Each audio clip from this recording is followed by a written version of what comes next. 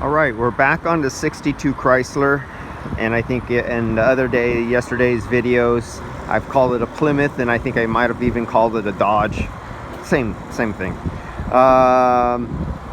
So right now I'm performing. I told you I filled this up with 150 psi of dry nitrogen in the system yesterday, and the customer, who is a mechanic who's retiring from this business right here, moving to Palm Springs, drove this around all yesterday, ran all his errands today. It's a little later in the day now, and now I'm going to check if it held pressure, or at least good enough to where I'm satisfied with it.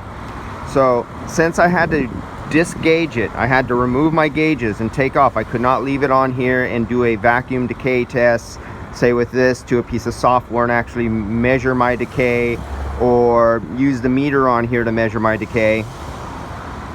Right now I'm prepping my hoses to fill my hoses back up with 150 psi of dry nitrogen. So when I hook my empty hoses up to the system, I don't drop the pressure and I get a false read and say, well, instead of 150, say it lost no pressure and it's at 150. If I hook that up to empty gauges, just by the nitrogen filling up these hoses, it might drop to 141, and I'll say, oh, there's a leak, and it would give me a false result.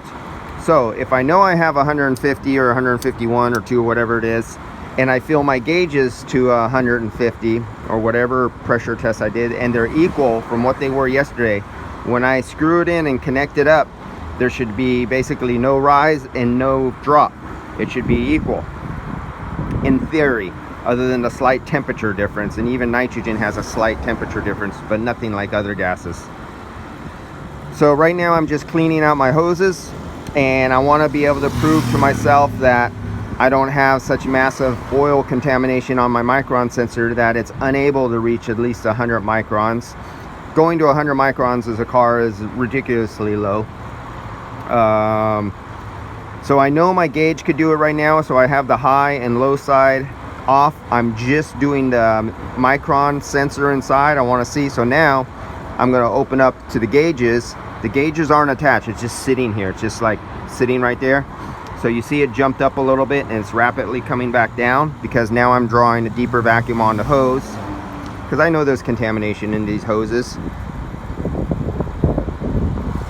And there's ester oil already in these hoses from previous vehicles, and R134 in here, and this now has ester oil in it, and it's going to have R134 in it.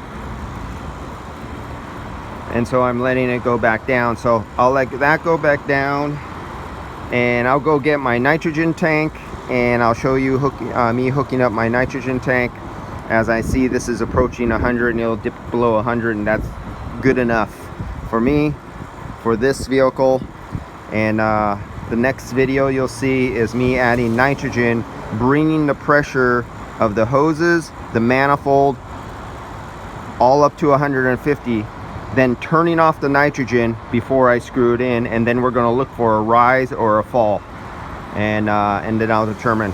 I already went around with soapy bubble yesterday, and I should find no loss in theory. But the thing is the vehicle went out, it went through hot and cold cycles, it was going down the road, the hoses bounce around like this. So any leaks that were at fittings vibrating or anything, he has to attach this. He didn't tighten this up yesterday. So anything vibrating can loosen a fitting or tweak on a fitting and cause it to leak. So in theory, hopefully, I may find a leak, if there is a leak. And if it's nice and tight, there'll be no leak to find. So next video, me filling this up to 150 psi with dry nitrogen and connecting the gauges.